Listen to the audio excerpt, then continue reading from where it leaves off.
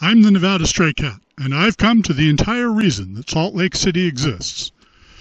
Right there is the Mormon Tabernacle, and beyond you can see the spires and the angel Moroni in gold against the clouds. Whoosh!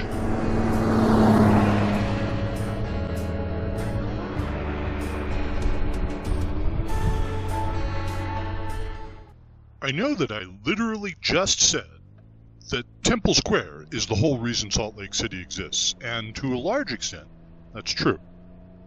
It's difficult to tell the story of the city without talking about the history of the Mormon Church. But for various personal and family reasons, I am really not the right person to tell that history. So everything I talk about in this episode is going to be as secular as possible.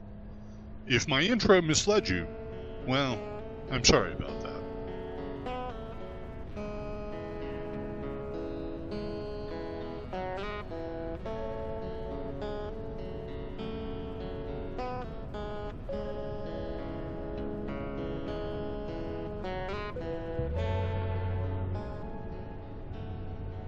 To reach Salt Lake from Wendover, you take Interstate 80 east. The most challenging part of the ride is the first stretch across the Bonneville Salt Flats. The sun is generally bright and reflects off the salt. The wind is often strong, and I've had days riding this route where my neck, shoulders, and arms ached from staying in the right lane.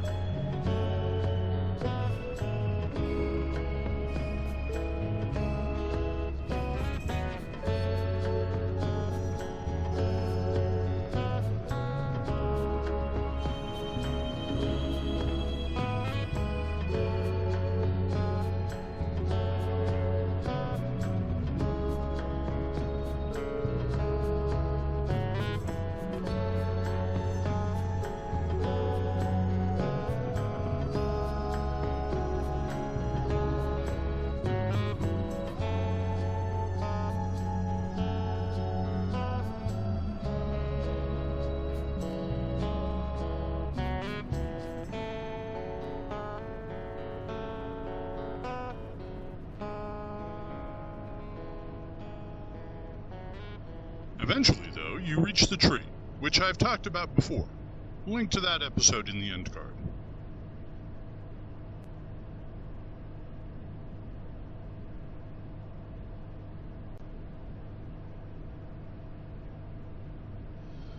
And beyond the tree lies Knolls, which isn't named for a town, but for those literal knolls over there, which are part of the Knolls Off-Road Recreation Area. There are no services out here today, but my dad says there used to be a gas station and diner, and that you can see those in the 1984 Philadelphia Experiment movie. I don't know when they were torn down, but the people who did it did a very thorough job.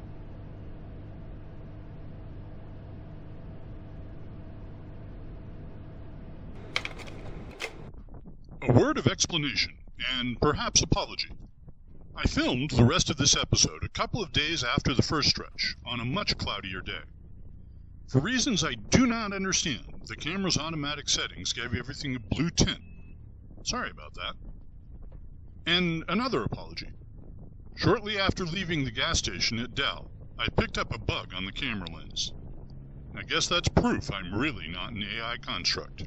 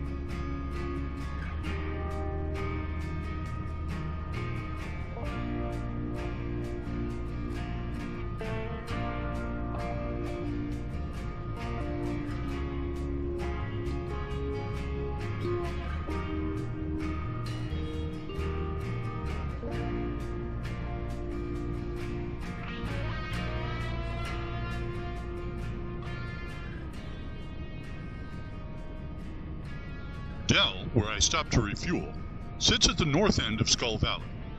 I don't know where the name Skull Valley comes from, but I do know that it was the last place the Donner Party stopped in 1846 before they challenged the salt.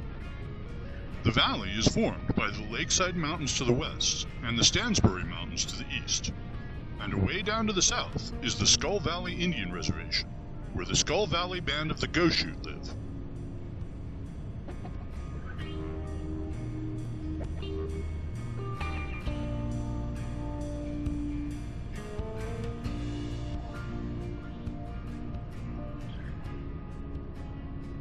Passing the Stansbury Mountains, we're officially up against the last remnant of the Pleistocene lake that formed the region's geography. A remnant that is today known as the Great Salt Lake. The water out here along the highway, north of Grantsville, Utah, is seasonal now in 2026, and most likely to be present in the winter and spring. This ride was in the middle of April, and this is about the greatest extent I've seen.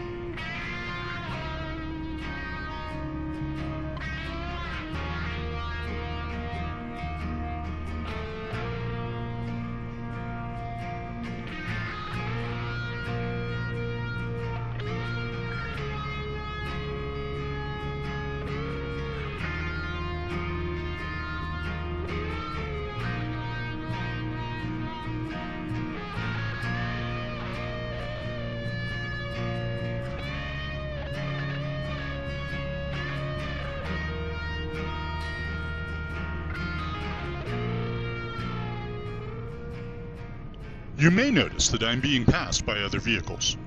While I normally ride at the speed limit, which is 80 miles per hour out here in the Great Wide West, the war in Iran and the consequent closure of the Strait of Hormuz have spiked gas prices, so I'm going a little slower for the sake of fuel efficiency.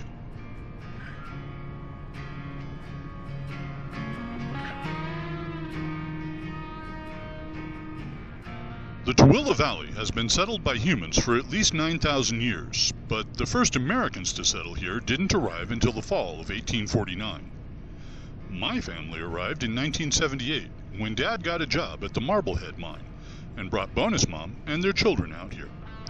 When my Aunt Bonnie came to visit them, the town had only 2 stoplights, and Bonnie? She still managed to get lost. Today, Tooele has a population of about 35,000 people, and while I haven't counted them personally, I have observed far more than 2 stoplights.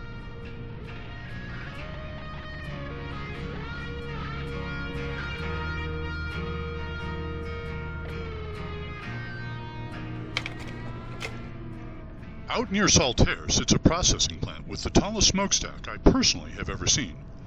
I asked my dad why, and he said that when the plant was built, the Environmental Protection Agency measured air pollution not at the mouth of the chimney, but on the ground beside it.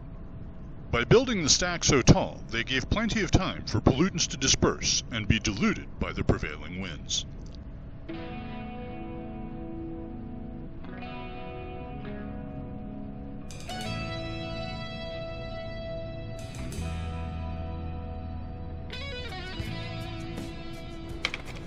Speaking of Saltair, the first resort on this location was built in 1893, and it was a popular destination for those who wanted a seaside adventure in the middle of a desert.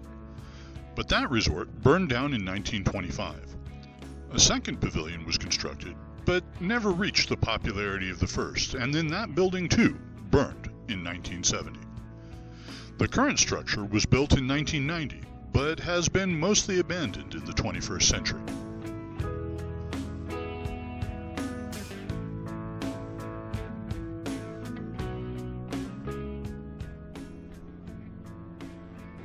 Back on the road towards SLC. This seems like a good time to mention that my gas for this trip was paid for by a donation from mi tia Ernestina, my Aunt Ernie.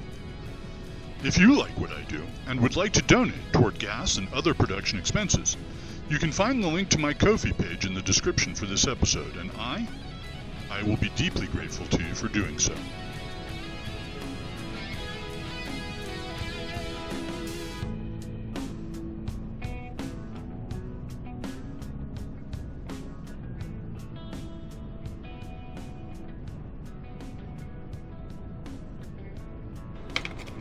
Off the freeway in the city, you might notice that most of the streets in Salt Lake are numbered rather than named, and that those numbers can be surprisingly large.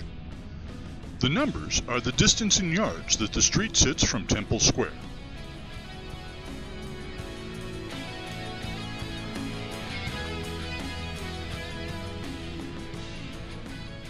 Some parts of Salt Lake are very modern, and the city continues to grow at a fast clip. But the modern parts are not my favorite. That honor, of the parts of the city with which I am familiar, goes to the Sugar House District. Quick digression. Moochie's, a local chain with a shop in the Sugar House District, is the first place I've eaten in a long time that had onion rings I thought were better than meh. No, they didn't sponsor me. I just really enjoyed my lunch there.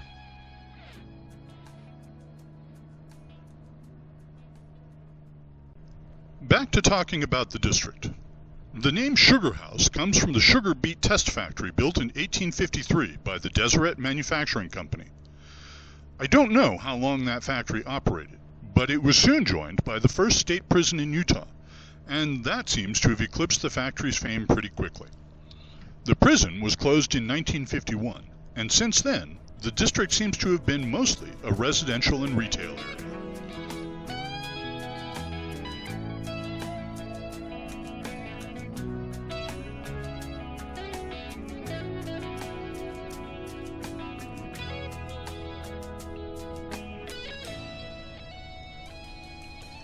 I love the historic homes in the neighborhoods here, many of them in the craftsman style which I adore. In another, more successful life, I would have been happy to buy one of these homes and to live in this area.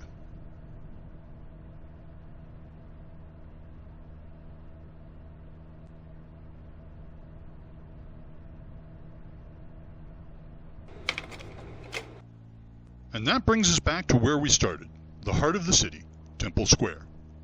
It's been under construction, with the temple itself undergoing maintenance and refurbishing for a couple of years now. So these are the best shots I could get of the Mormon temple and its golden statue of the angel Moroni.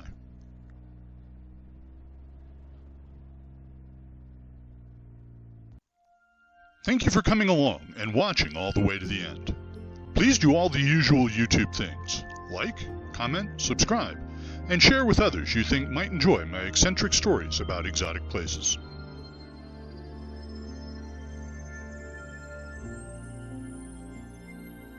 I'm the Nevada Stray Cat, and I'll see you around.